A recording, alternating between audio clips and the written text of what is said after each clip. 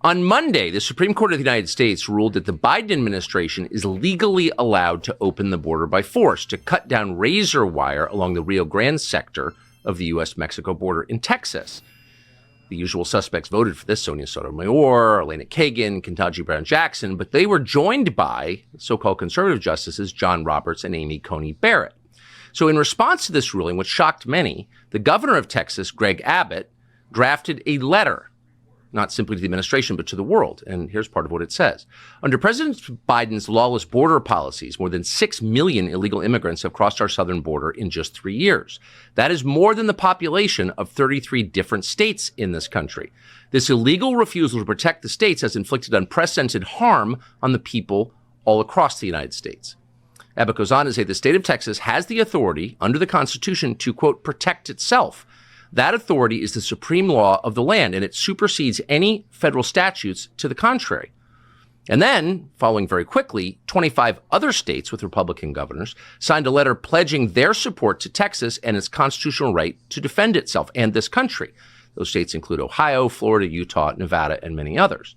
And then the Biden administration responded. The administration threatened these states, and particularly Texas, with a, quote, 24-hour deadline to allow Border Patrol to reopen the border and to take down the barbed wire. Clearly a collision course. What happens next? We're thankful to be joined now by Governor Greg Abbott of Texas, who joins us by phone from India.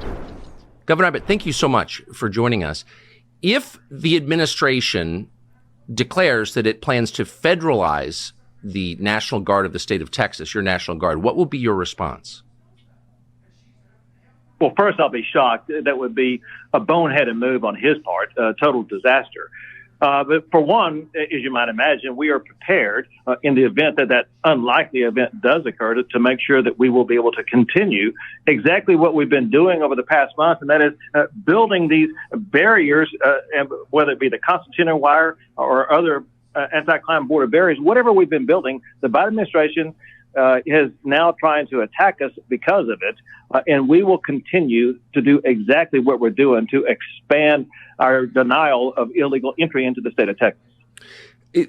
With state employees, I assume, not with National Guard. But can you envision a scenario in which you would put armed state employees on the border instead of the National Guard of Texas?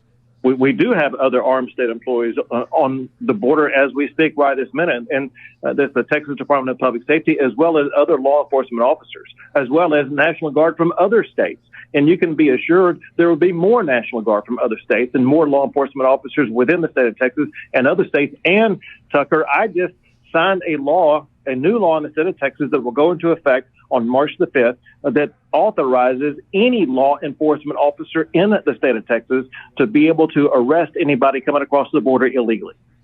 Have you spoken to the president or anyone from the Biden White House about what appears to be an imminent collision? I have not, to be clear. I have spoken to the president about the border. I met him on a tarmac in El Paso and talked to him directly about what was going on. I handed him a letter that had in it immediate solutions he could take that would immediately secure the border without the need of any new law to be passed. Despite the fact that I handed him on altogether 8 different letters, he has refused to ever respond. My point in telling you that, we have laid down the precursor of what's called Article 4, Section 4 of the United States Constitution to show that we have been invaded and we have demanded support from the president to safeguard our state. And they have refused to do so 8 times. And that authorized me to declare an invasion under Article 1, Section 10 of the Constitution to make sure that Texas is going to be able to use every tool in our arsenal to defend our state. Of the couple of dozen Republican-led states who've pledged support for you, how many do you think would send National Guard to Texas? I'll be shocked and disappointed if almost all of them do not send. There have been about 10 so far that have sent National Guard or other law enforcement. They now are joined together with us. And this is a fight for the future of America, and they all know it. And so I believe that they will all be in on December. It's just a remarkable moment. And I know you're heading out, but my final question is, how do you see this resolving? What happens next?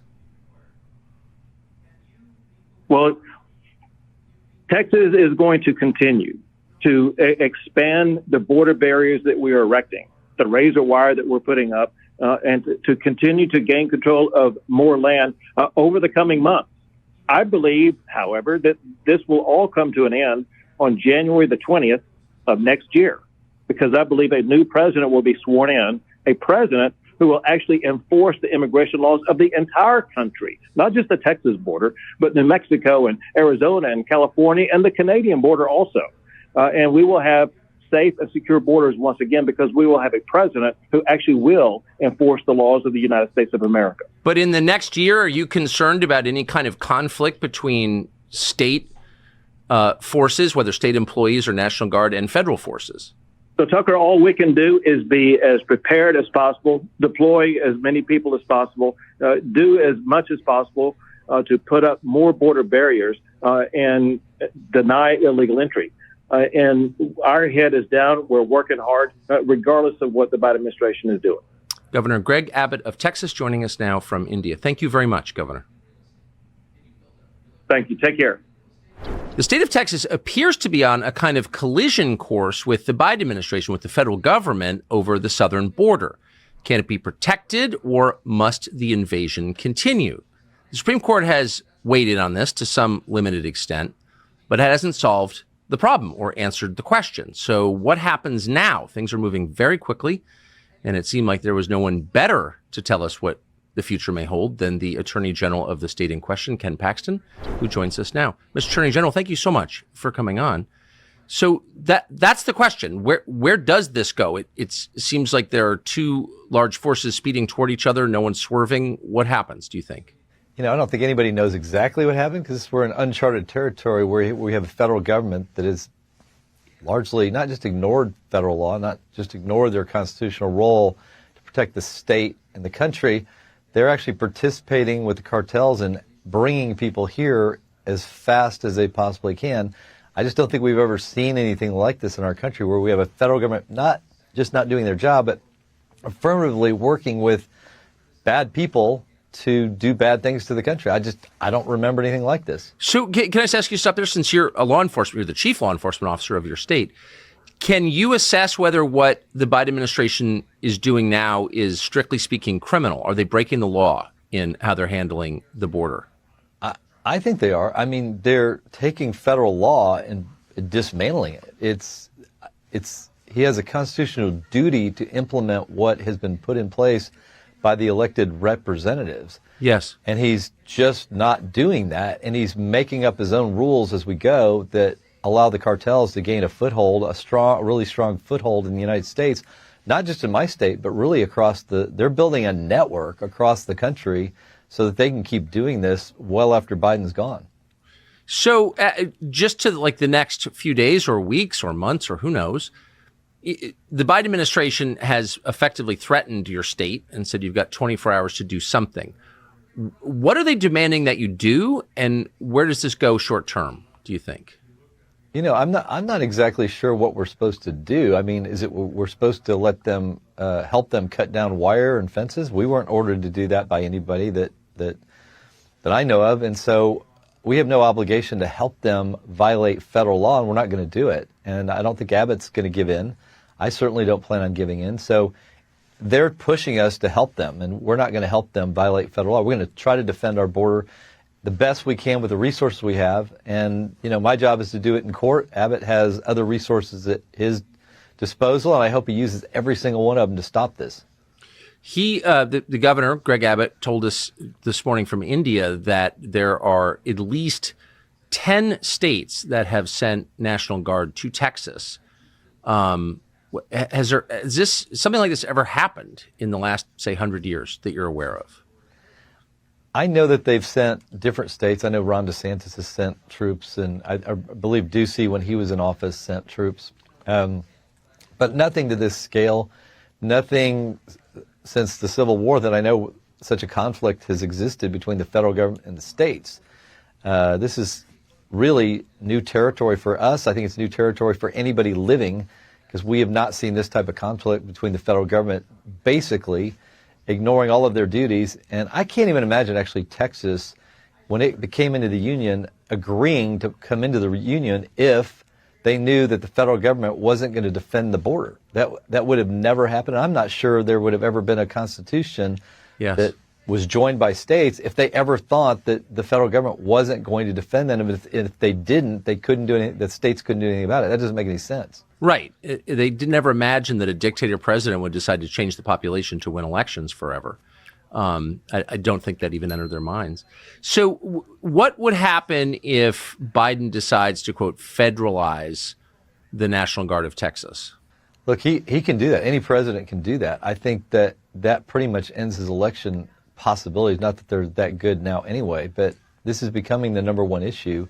When you come into a state like Texas, that I think people can clearly see, we're just trying to protect ourselves from crime and terrorism and a lot of bad consequences. I don't think now these liberal sanctuary cities know the same problem. They've got just a little bit of what we have, and they know that this is real. So I think it's becoming more, Americans are becoming more aware, and I think if Joe Biden decides to force that onto us by taking over the National Guard, I think it's an automatic loss. He's done. And so, in some ways, we have to suffer with the consequences for a few months if he does that, which I still hope he doesn't. But in the end, he loses the election absolutely if he does that.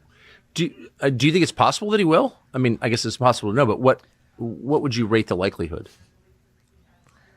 I don't know. I mean, I don't really think Biden's thinking about this much. I think it's his handlers, whoever's behind the scenes making those decisions. If I knew who that was, I could probably better give you an answer. But, I have no idea what he'll do because I don't think he knows what he's going to do. And after he's done, I'm not sure he even would recognize what he did. So if I knew who was making that decision, I could actually direct questions at him, or somebody could. I think that would be helpful. But we don't know who's running the country right now. Yeah, no, I don't. I've never met someone who could answer conclusively who's in charge of the United States. Obviously, it's not him. So, what does Texas, in the meantime, plan to do to secure the border on behalf of the whole country? By the way, not just your state, but all of us. What are you going to do? Yeah, we're fighting for our lives. We have several lawsuits. This one comes back to the Fifth Circuit. So we're back in court on this very issue of them cutting down our wire. So it's not over, and I'm still hopeful that somewhere along the way the Supreme Court will figure this out and realize the damage that they're creating for the states and the conflict that they're allowing between the federal government and the states, that they should just not do. They should require that if there's federal law and there's a constitution, that it be enforced. So, but we have other cases that we're dealing with. We've got the Shelby Park case where we've taken control of that park.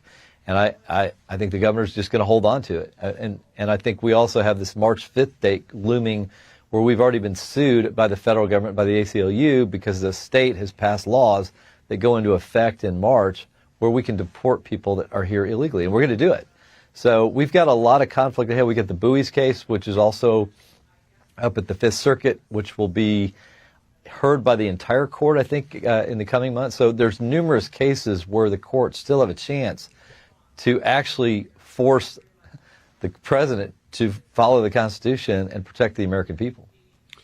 This is uncomfortable. You don't have to answer it if you don't want to, because it's not about you. It's about someone you work with. But for 3 years, the governor of Texas hasn't done a lot to protect the country from illegal immigration. I would argue very frustrating to watch. All of a sudden, he's taken center stage, and he seems pretty resolved, pretty resolute on this question.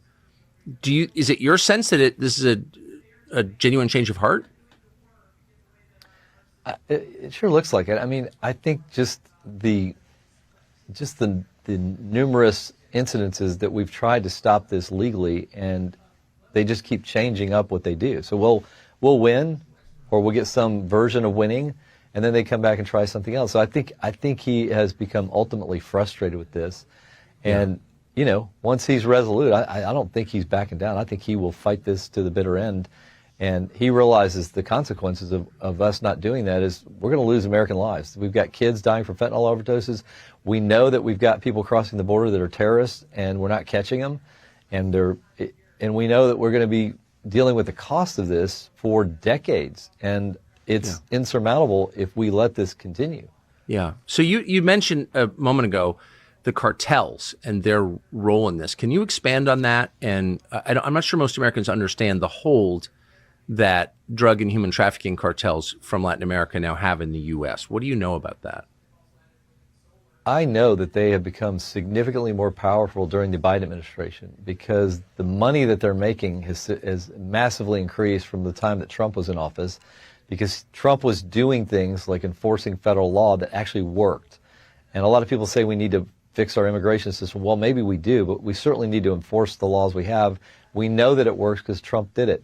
Since that time, the cartels have worked with the Chinese in importing fentanyl. We've lost thousands and thousands of kids and over 100,000 Americans to fentanyl overdoses, and they had no idea that they were taking fentanyl.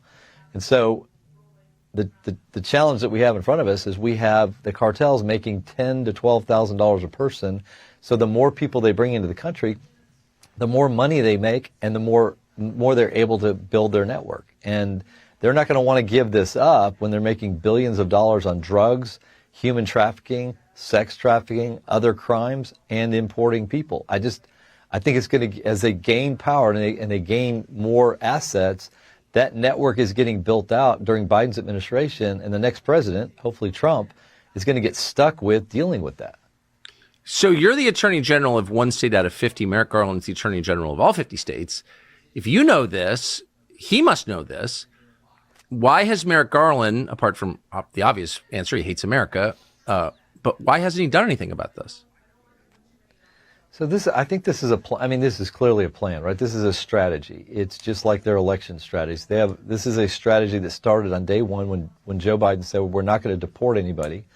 And of course, he brought people in like Merrick Garland who were fine with not enforcing federal law, who didn't care if the Constitution was honored by the president or him. And so their goal is simple. I think it's two things. They want more votes, and this is a way of getting them here. And then they'll want to give amnesty. And they are bringing them mostly to Republican states. And they also want to hurt Republican states, I believe, because there are costs associated with this. And right now in America, people are voting with their feet. They're leaving California, Illinois, New York, and they're going to Florida, and they're going to Texas, and they're going to Tennessee. They're going to Republican states because it's a better life, and they don't have to deal with the higher taxes and the regulations, and they can have a better life for their families. And so the Democrats realize this. Biden and his team realize this. So part of the way of dealing with that is, well, let's just hurt Republican states. Let's bring more crime for them to deal with, so it's less likely that people want to go there. Let's bring in more costs, so they have to have higher taxes to pay for all this illegal immigration that they didn't ask for, but the federal government brought to them. So I think it's a twofold strategy. Harm the Republican states, do as much damage, and if it means some kids die or some people die, they are willing to trade that to get the votes and the damage to Republican states. And people would say, how cynical, but I'm looking at what they're doing, not what they're saying. In the 1980s, when I lived there, California was the richest state, the least corrupt state, had the best schools, the best roads. And now, of course, it's the most corrupt state, one-party state, and it's unlivable. And immigration did that. No other thing did that, just immigration. So why wouldn't that happen in Texas, which has been their goal from the beginning anyway? It's going to happen. It's going to happen all over the country, and particularly in Republican states, because that's where they're bringing most of the illegals. That is the strategy. Fill up the Republican states to deal with the problems, the crime, the costs, and then also, hey, there'll be more voters. They'll have kids. Those people will vote, and they presume that those votes will go their way. And that's the strategy, because if you turn Texas and a few other states Democrat, we effectively are California. We have a one-party system where there's not accountability, there's not competition, there's not a way for the voters to change things if the system is rigged so that only one party is in power. And that is ultimately the strategy of the Democratic Party. Create one party where the voters don't have a choice. So I think what you're saying is factually supported. I mean this with respect. I think it's very obvious. Why is this so clear to you and not at all clear to, say, 95% of Republican senators in Washington? You know, that's a good question. It seems so obvious to me. I don't know why it wouldn't be obvious to most of our leadership, but it's true even in Texas. You know, we have a Texas House that is cooperating with the Biden administration to do a lot of bad things, including trying to impeach me. And I don't understand that either, but they're willing individually to, at least in the Texas House, sell out for power, for their own personal power, for their own personal benefit, instead of doing things like protect the state on election integrity or the border or participate in things that really matter to our voters. They're listening to the House Democrats who who are directed by the Biden administration. And of course, our speaker ends up being elected by House Democrats. So there's a lot of infiltration. The Democrats have infiltrated the Republican Party, and they've been very smart about it. And even though we're a majority state of Republicans, they control the Texas House. And so I don't know if that's what's going on in Washington, because I don't have as much time to pay attention to it. But it's very clear, and it should be very obvious to every American, let alone every Republican, that we are moving towards a one-party system, and that is the goal. Is that the same Speaker of the House in Texas who was videotaped drunk in the House? Yeah, he's running for re-election. He's got a really great opponent, David Covey, and hopefully that guy will beat him. We're also running a lot of challengers against some of these very bad Republicans, and we're hopeful that we'll have a lot of wins, enough wins that Dade Phelan won't be Speaker, and we can hopefully have a Republican Speaker elected by Republicans and not Democrats. That's where we're trying to go. Someone who's and not unfortunately, for the last 15 job. years, the Democrats have that guy. He's you saw him. I mean, it's clear where his priorities are. They're out of control. Yeah, it's like a frat house down there, and not in a fun way. Last question. I'm in Texas a lot. I have a lot of family who live there, and people I know who are in Texas every day say that it's very obvious, just from living there, driving around there, that this invasion has degraded the quality of life in the state. Do you feel that? Yeah. I mean, you feel it especially in the large cities, but it depends. You can find other little cities that were overrun as well. But like, in Austin, I have to be there a lot. I live in more of the Dallas area, but in Austin, for sure, you see the crime, the fact that I don't really want to be downtown like I used to. I used to be downtown all the time because that's where the capital is. And I find myself not feeling as safe because I know the crime rates are higher. And part of that is this huge problem with illegal immigration. That's true in, I think, a lot of our major cities here. And it's going to get worse. And my even bigger fear is this whole thing with these terrorist cells that I believe they're being established now because we aren't controlling the border. The schools and hospitals of Texas are paid for by American citizens, Texans, for their benefit. How could they possibly handle an influx of people this large? Like, what's it like to go to the emergency room in San Angelo right now or San Antonio? What's that like? I think especially a lot of these smaller hospitals are going out of business. They just can't afford the Medicaid costs that they're incurring as a result of this illegal immigration problem. And I think you're going to see more hospitals go out of business. You saw what happened in New York. They were clearing out of school so that illegals could come to school, and the kids that are from there can't even go. That's going to be more and more of a problem as these numbers continue to increase. We're going to all feel it, and it's just a matter of time before the entire nation directly feels this, and that's going to continue to grow. Yeah. Well, there needs to be some very vigorous response to that because that's the destruction of our nation. So I appreciate Ken Paxton, Attorney General of Texas. Thank you for the time and for that explanation. Hey, thank you. Thank you. There's not one power center in this country, the media, the government at all levels and both parties, big business. There's not one power center in the United States that would like to see secure borders. And so, of course, we haven't had secure borders, and now we're being invaded, and no one's really doing anything about it. So it's just a matter of time before citizens who love their country, in many cases who have served their country overseas, decided to get a little more active in protecting their country. And that's why we're about to see the Take Our Border Back convoy. It begins on January 29th. Truckers, bikers, anyone who wants to come and protect the United States and demand that our government secure our southern border is welcome. They'll be driving to Texas, and one of the people who will help them navigate that state is Doc Pete Chambers. Chambers is, true to his title, a physician. He's a former Green Beret. He was recently down in Eagle Pass, Texas, and here's part of what he saw. Doc Chambers from Eagle Pass, Texas. Today's the 18th of December. We're out here at the point of entry. 5,000 are sitting on the ground right now. It's increasing as we go along. Information that we've received says another 7,000 should be processed through this particular point by morning. Joe and I have been here many times. Last time we were down here, we were in uniform, and now I'm a civilian and in the Army of God. So we'll keep telling truths, and you need to get this video to your legislators and tell them in the state of Texas particularly, this is out of control. So not surprisingly, Doc Pete Chambers has been attacked by dying legacy media outlets as a deeply scary person, because your country being invaded is not scary. It's all totally normal. We thought it would be worth talking to Doc Pete Chambers about what he expects to happen with this convoy and his role in it. He joins us now. Dr. Chambers, thank you so much for coming on. It's great to be here, Tucker. So what can we expect with this convoy? Can you describe what it is and what its purpose is?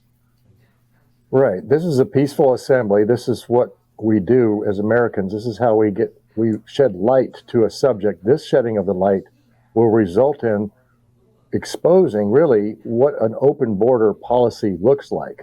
Yes. We know we know the problem sets in Texas, but literally I promise you this, that 40 miles north of that border, there will be people that will never have heard of the border problem because they just watch mainstream media.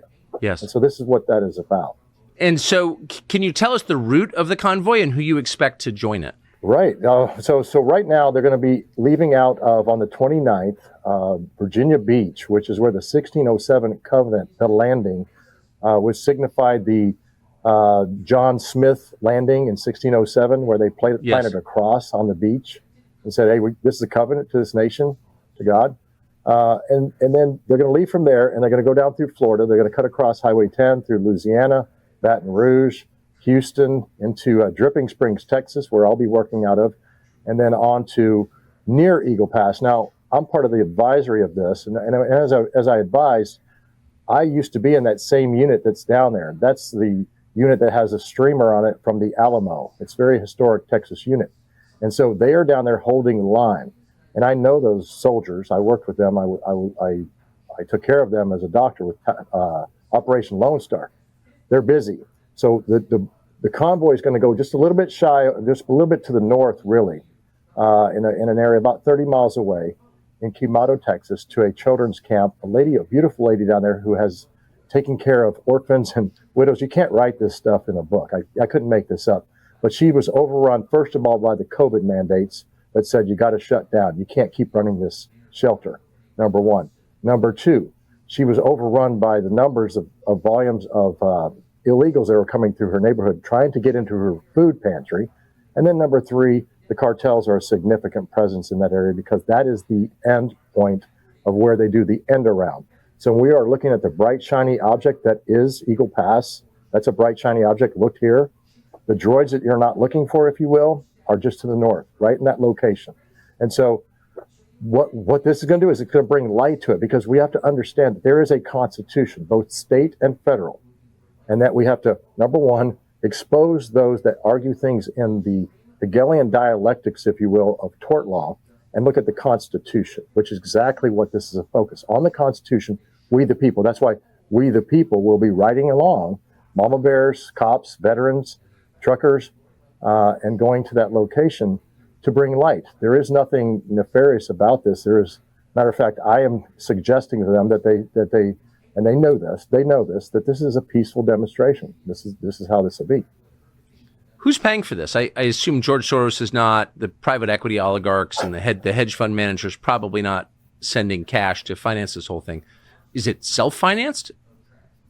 This is self-financed. This is Give, Send, Go. If you go to the takeourborderback.com website, there's a way to find that. But this is unlike what I saw on the border, and I can tell you who all the actors are with that, and there would be a longer discussion where that money comes from.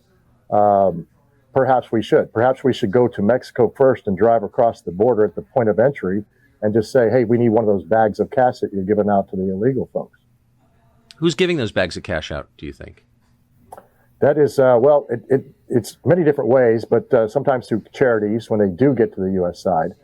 Sometimes UNESCO, a UN organization under the IOM, who is going to hand them a card, really, it's a debit card, with a phone, and that is funded illegally through the United States back channels into UNESCO. And that money's been tracked, and we know about this. We have the receipts on it, and it'll just take time to keep elucidating those that aren't listening in D.C. I'm a little confused, though. I mean, if you commit an armed robbery and I drive you from the liquor store to my house and put you up for the night, I'm an accessory to your crime and I can be arrested. If there are UN officials abetting crimes against the United States, why aren't they in prison? Why aren't they arrested immediately? Exactly. And if there are people that have taken an oath to the Constitution who are also in that line of decision-making processes, the U.S. Constitution says this, and this is why I know that everyone in the government should agree with me. The same oath that I took, they took. If they don't follow that, they're either aiding or abetting, they are treasonous, or they are it is dereliction of duty. So yeah, there's a lot of things that should be accountable, and that is one of the things that is that we're seeking. Is you got to shed light on it to get the accountability. I'm really struck as I watch massive protests in Europe against the carbon tyranny by farmers, for example, in Germany, that we don't have anything like that here. We haven't had a large-scale protest against the people in charge since January 6th, over 3 years ago. And that, of course, was the point of persecuting the innocent that day, was to stop future protests, and it's worked. Are you concerned that this protest is ripe for subversion by the intel agencies, by the Biden administration, and that you'll be persecuted in the way that the January 6th protesters were? I'm not concerned in a sense for personal concern, but I'm concerned that a bad light would be shed prior to. It already has, and that's okay. That people have a right for that. We fought for that, but it's not okay to disparage something that has a really peaceful intent. But understand this, that because of comfort in this country, sometimes people don't stand up for what they believe is right, and that's a sin of omission. That's just as bad as being a perpetrator to me, in my personal opinion. So when I took off my uniform and left, and I say this, I'm in the army of God. There is no club. I think that they're trying to think there's an army of God who, they're going through the books right now trying to figure out where are these guys at. This is just a figurative speech because I don't worry about what man thinks about me. I adhere to the law and I take care of those that are oppressed. That's what a Green Beret does. And I didn't take off the uniform and just say, well, now I'm just going to go, willy-nilly. Didn't change my character. So, yeah, I'm not worried about what those people think. Let me explain a little story. This is an interesting one. You're going to like this. In Del Rio, Texas, about a year and a half ago, 17,000 Haitians showed up at that bridge. I don't know if you remember them under the bridge, and they were corralling them under. We were. Right. So I was in the chopper when we showed up, got on the ground, 50 National Guards, probably about 25 DPS guys, troopers, and maybe about 15, 20 the Custom Border Patrol. Now, my dog and myself held them off for about 12 hours on the border, just barking, right? Because we're getting overwhelmed. But at some point, they had to say, all right, we got to let them in. They're just coming across. That was the same time that horse whipping thing, he had the split reins. It looked like he was whipping. He wasn't. He was 400 meters away from me. That just was a camera shot. But here's what happens. Now we set it up. We got things under control. We're in an operations tent. And here comes the FBI, and they come busting in, and I'll never forget it. Lady comes in wearing a Hillary Clinton pantsuit and says, "Hey, there's a white supremacist group out here, and they're on the list." And I said, "Well, who are they?" And she said, "This particular organization." Don't remember. They were there providing sandwiches to us guys that were out there working all night and all day, and they were actually a Hispanic group from McAllen. So sometimes they might be a little wrong, but I think that the danger in this is those media sources that are actively provoking to do what's a globalist agenda to separate Americans, does that. They act on it because it's a story, right? But they take the story, instead of doing their own homework, they take that and come in and try to set the narrative with those of us on the tactical level, on the ground. And we just laughed at her and said, okay, thanks. Here's the flyer. Yeah. God, go get a sandwich from one of the supremacists. To the liberal white lady mind, everyone they disagree with is a white supremacist. Just interested, whatever happened to those 17,000 Haitians who stormed our country illegally? Great question. Are they back in Haiti? Well, Senor Mayorkas, he said that was going to happen, and that's not what happened because we followed the tail numbers. The planes went to, some of them flew out of Laughlin Air Force Base, which is a United States Air Force Base close to Del Rio. Some of them got on buses. The first or second bus that lit out of Del Rio, they overtook the bus driver and disappeared into the periphery of Texas. And then what do you mean they overtook the bus driver? They used force and stopped the bus driver and got off the bus and took off. Then why aren't they in prison? I mean, what is this? I'm sorry to interrupt your story. That's nuts. No. This is our life down here. This is what we see. It's ridiculousness. So for me, I'm not surprised by any of this. Particularly that night, that video that you played, that was 18 December. That ended up being about 12,500. But the rest of the story, about 3,000 of them went to the Civic Center in San Antonio, and that ended up being a job fair for the cartel. So we followed them, we as citizens, and figured out what they were doing was the cartel guys would drive up, and then it was like a hiring frenzy, like something on LinkedIn, but it was there in the Civic Center. And so we are aiding and abetting an invasion on not only on the border, but every state is a border state at this point. It's hard to comprehend that no one's done anything about this for 3 years, and it'll be a completely different country in a decade because of this, and not a better one. Let me ask, you often hear this migrant wave described as, quote, military-age males. You've spent a lot of time there. Mm-hmm. What percentage would you say are military-age males? That has changed. It predominantly was family units when I was down there a year ago. Yep. The 22nd of May was my last day in uniform last year. Now it is about 60%, and I'll just give you the numbers from that particular night on December the 18th, about 60% male. This particular group was primarily out of Venezuela, but when I get information that comes up to the border, because we have people all the way down into the Darien Gap that report to us, these are just citizens, former military guys, and they tell us what's going on. The next wave is going to be Yemenis. Think about this. They're bombing Yemen right now. The next thing you do is get displaced persons, just like they did in Hadalat Rukban camps in the Syrian-Jordan border. But Jordan sent them up through Europe. These are coming straight to the Darien Gap and coming to us. So, yes, there are more fighting age males now per capita because of the fact that, my opinion, most dangerous course of action, most likely, this is the spectrum. I have to think about the most dangerous. And it's to just destabilize this country. This is a Marxist technique.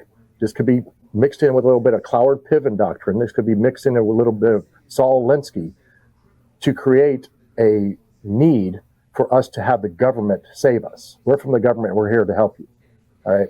Well, no, because your tweet that you asked out there, I'm going to quote it. Where are the Texans? I'm sitting there screaming, we're right here, and come and get on a horse and we'll show you. But we, the people, are going to expose these things because we have to. This is our backyard.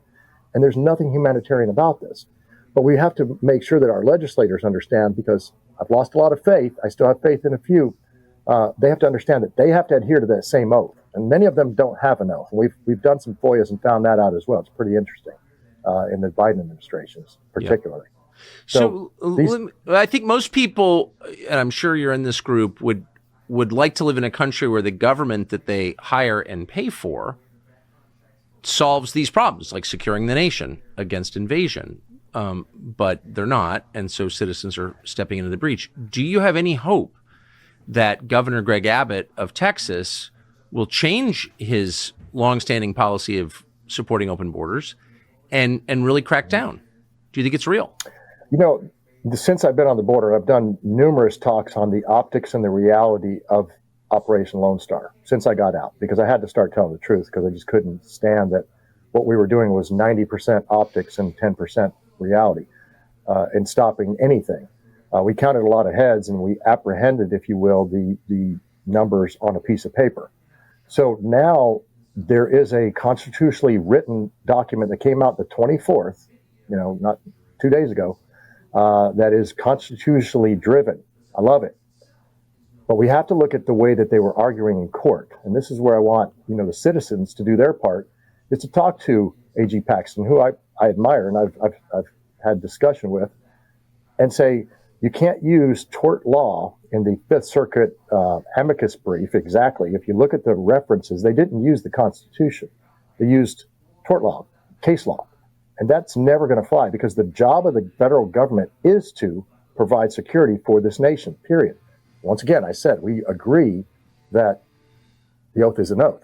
So if you agree on that, then you're going to be guilty of treason if you know that this is an invasion. It is. I mean, how many deaths of Americans, sometimes, and this is going to be ugly, but hacked to death. We've heard of stories that raped by illegals coming in doing this. How many warrants this invasion? I mean, at what point do we say this is enough? Really kind of amazing. Last question for you, Dr. Chambers, is your expectation that this will proceed peacefully, and will it end here? I mean, if Abbott, who clearly has been committed to open borders in effect, if not in word, if he doesn't secure the Texas border, like what happens next? Well, there has to be some teeth in this declaration of emergency. He hasn't declared an emergency border invasion. That has to be. We have to declare the cartels actually terrorist organizations, foreign terrorist organizations, transnational criminals, and then we have to go after that. Because until we do that, there's no teeth in this. There's none right now. It'll be us standing the line, protecting our individual properties, which we have a right to. But it's not how it be. As far as the convoy, it's going to go over fine, and there's going to be those naysayers. I'm not worried about that. We don't put our worries in that. Yeah. Well, I hope they don't infiltrate it like they did January 6th and make you look like terrorists. They may. So Godspeed. Mm-hmm. Dr. Pete Chambers, thank you very much for joining us. I appreciate it. Yes, sir.